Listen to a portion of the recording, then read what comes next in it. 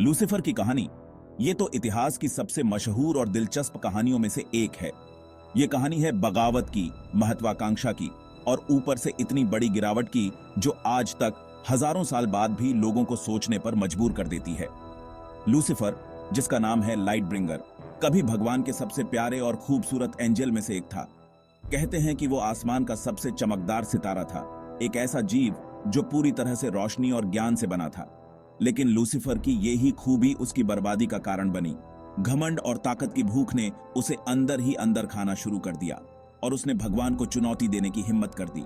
ये बगावत बहुत तेज और भयानक थी, जिसके अंत में लूसीफर और उसके साथियों को स्वर्ग से निकालकर नर्क की गहराइयों में फेंक दिया गया।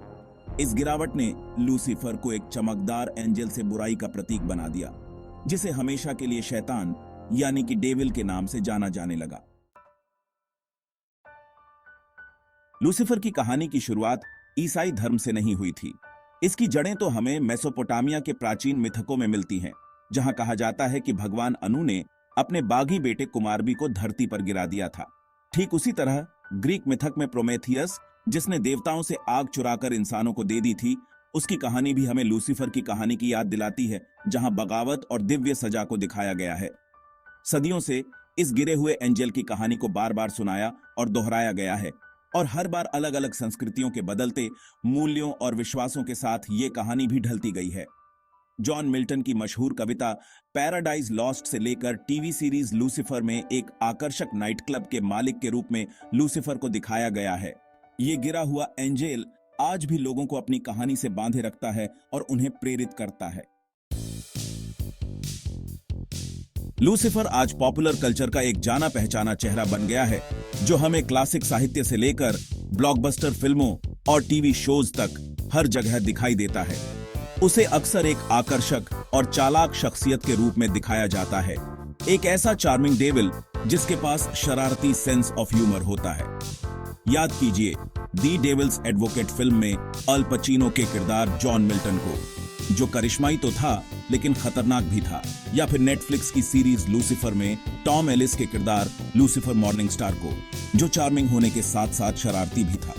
हालांकि ये किरदार देखने में मनोरंजक लगते हैं, लेकिन ये अक्सर धार्मिक किताबों में बताई गई लूसीफर की छवि से अलग होते हैं, जहां उसे पूरी तरह से बुराई का प्रतीक माना जाता है। इसकी बजाय ये कहानियां लूसीफर के किरदार की अलग अलग परतों को दिखाती हैं और उसे एक ऐसे रूप में पेश करती हैं जो अच्छाई और बुराई, प्यार और नफरत, दोनों ही तरह के काम करने में सक्षम है। लूसीफर के किरदार का सबसे दिलचस्प पहलू है उसका दोहरा व्यक्तित्व। आखिरकार वो एक गिरा हुआ एंजल है, एक ऐसा जीव जो स्वर्ग और नर्क दोनों ही जगह का वासी है।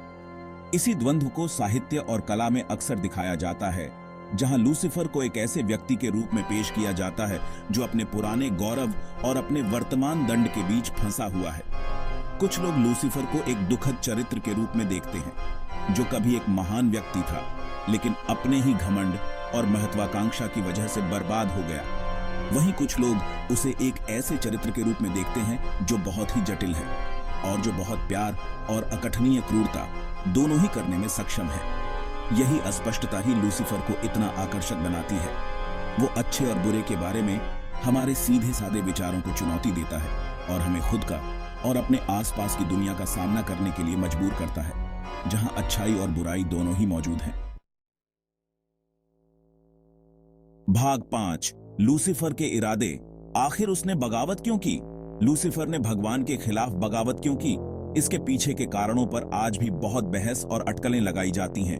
क्या ये सिर्फ उसका घमंड था, जैसा कि कुछ लोग मानते हैं, जिसने उसे सर्वशक्तिमान को चुनौती देने के लिए मजबूर किया, या फिर उसकी बगावत के पीछे कुछ और था, कोई गहरा मकसद जो उसे सब कुछ दांव पर लगाने के लिए उकसाता रहा? कुछ धर्मशास्त्रियों का तर्क है कि लूसीफर की बगावत इंसानों के आगे झुकने से इनकार करने के कारण हुई, जिन्हें वो एंजल से कमतर समझता था। दूसरों का मानना है कि वो ज्ञान और समझ की चाहत से प्रेरित था, ज्ञान की ऐसी प्यास जिसे भगवान ने बुझाने से इनकार कर दिया था। कारण चाहे जो भी रहे हों, लूसीफर की बगावत की जड़ सृष्टि के लिए भगवान की योजना से असहमति थी। उसने स्थापित व्यवस्था पर सवाल उठाने की हिम्मत की और ऐसा करके वो अन्याय के खिलाफ बगावत और विरोध का प्रतीक बन गया। भाग 6 आजादी का अधिकार।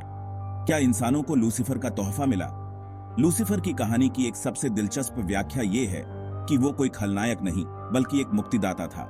इस दृष्टिकोण से पता चलता है कि लूसीफर आदम और हव्वा को ज्ञान के फल का लालच देकर वास्तव में उन्हें आजादी का तोहफा दे रहा था। फल खाने से पहले आदम और हव्वा एक ऐसे संसार में रहते थे जहां उन्हें अच्छे और बुरे का ज्ञान नहीं था। ये लूसीफर का प्रलोभन ही था जिसने उनकी चेतना को जगाया और उन्हें अपनी पसंद खुद चुनने की आजादी दी, भले ही इसके लिए उन्हें भगवान की अवज्ञा ही क्यों न करनी पड़े। इस नजरिए से देखें तो लूसीफर की बगावत को मानव विकास के लिए एक जरूरी कड़ी माना जा सकता है, जो खुद को समझने और नैतिक रूप से स्वतंत्र होने की हमारी यात्रा का एक दर्दनाक लेकिन जरूरी हिस्सा था। भाग 7 गलत समझा गया या दुष्ट। बहस जारी है लूसीफर के असली रूप पर। स्वर्ग से गिराए जाने के सदियों बाद भी लूसीफर आज भी लोगों के लिए एक ऐसा विषय बना हुआ है जिस पर लगातार शोध और बहस होती रहती है। क्या वो सचमुच बुराई का प्रतीक था, एक ऐसी शक्ति जो इंसानों को बर्बाद करना चाहती थी, या फिर वो एक गलत समझा गया बागी था, एक ऐसा दुखद चरित्र जिसे अधिकार पर सवाल उठाने की सजा मिली? इसका जवाब जिंदगी की अधिकांश चीजों की तरह शायद अच्छे और बुरे के साधारण से विभाजन से कहीं ज्यादा पेचीदा है। लूसीफर की कहानी हमें याद दिलाती है कि सबसे ज्यादा नेक दिखने वाले लोग भी अंधेरे में डूबे हो सकते हैं और सबसे ज्यादा बदनाम लोगों में भी अच्छाई के गुण हो सकते हैं। यह हर किसी को खुद तय करना है कि वो उसके किरदार की पेचीदगियों को कैसे समझते हैं और इस बहस में उनका क्या मानना है ना। भाग 8 लूसीफर की विरासत। गिरे हुए एंजेल का जादू आज भी बरकरार है। इतनी सदियों बाद भी आखिर क्यों लूसीफर आज भी हमारी कल्पनाओं को मोहित कर लेता है? शायद ऐसा इसलिए है क्योंकि उसकी कहानी हमारे अंदर के इंसान से जुड़ी हुई है। अच्छाई और बुराई की प्रकृति, बगावत और अनुरूपता, आजादी और नियति के प्रति एक ऐसी दिलचस्पी जो हमारे अंदर हमेशा से रही है। लूसीफर का पतन घमंड और महत्वाकांक्षा के खतरों के बारे में एक शिक्षाप्रद कहानी के रूप में काम करता है, लेकिन साथ ही हमें अधिकार पर सवाल उठाने और अपनी राह खुद बनाने की ताकत की भी याद दिलाता है। उसकी कहानी हमारी अपनी जटिलताओं का आईना है, जो हमारे अंदर मौजूद रोशनी और अंधेरे दोनों को दर्शाती है।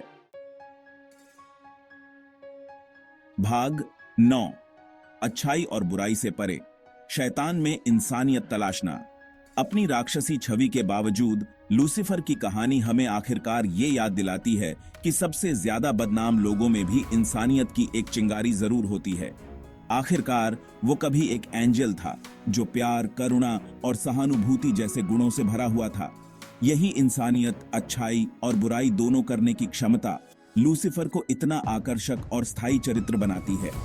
उसके चरित्र की जटिलताओं का पता लगाकर हम अपने ही अंदर चल रहे संघर्षों, अंधेरे और प्रकाश दोनों के लिए अपनी क्षमता का सामना करने के लिए मजबूर होते हैं। भाग 10 मोक्ष या फिर दंड। लूसीफर के भविष्य का रहस्य। लूसीफर का आखिर क्या होगा, ये सवाल आज भी धार्मिक और पौराणिक इतिहास के सबसे दिलचस्प और अनसुलझे सवालों में से एक है। क्या वो हमेशा के लिए शापित है, हमेशा के लिए नरक की आग में जलने के लिए छोड़ दिया गया है, या फिर क्या उसके लिए मोक्ष की कोई संभावना है? क्या उसके पास अपने पापों की माफी पाने और एंजेल के रूप में अपनी जगह वापस पाने का कोई मौका है? धार्मिक ग्रंथों की कुछ व्याख्याओं से पता चलता है कि पश्चाताप और दिव्य दया के जरिए गिरे हुए लोग भी मोक्ष प्राप्त कर सकते हैं। दूसरों का मानना है कि लूसीफर का भाग्य लिखा जा चुका है, उसकी बगावत अक्षम्य है। उसके भविष्य की अनिश्चितता ही उसकी कहानी को और भी दिलचस्प बना देती है और हमें न्याय, क्षमा और दूसरे मौके की संभावना के बारे में सोचने पर मजबूर कर देती है। भाग 11 निष्कर्ष। लूसीफर का साया आज भी हमारे साथ है। लूसीफर की कहानी सिर्फ एक धार्मिक कहानी नहीं है, ये तो एक ऐसी कहानी है जो समय की सीमा से परे है और आज भी हर वर्ग के लोगों को अपनी ओर आकर्षित करती है। ये कहानी अच्छाई और बुराई की जटिलताओं, शक्ति के आकर्षण और आजादी और नियति के बीच के संघर्ष के बारे में है। फिर चाहे उसे एक खलनायक माना जाए, एक दुखद नायक माना जाए, या फिर दो दुनियाओं के बीच फंसे हुए एक जटिल चरित्र के रूप में देखा जाए, लूसीफर की विरासत निस्संदेह आने वाली पीढ़ियों को भी मोहित और प्रेरित करती रहेगी। उसकी कहानी एक जोरदार याद दिलाती है कि सबसे गहरे अंधेरे में भी इंसानियत की एक किरण बाकी रहती है और मोक्ष की संभावना चाहे कितनी भी दूर क्यों ना हो, कभी भी पूरी तरह से खत्म नहीं हो सकती।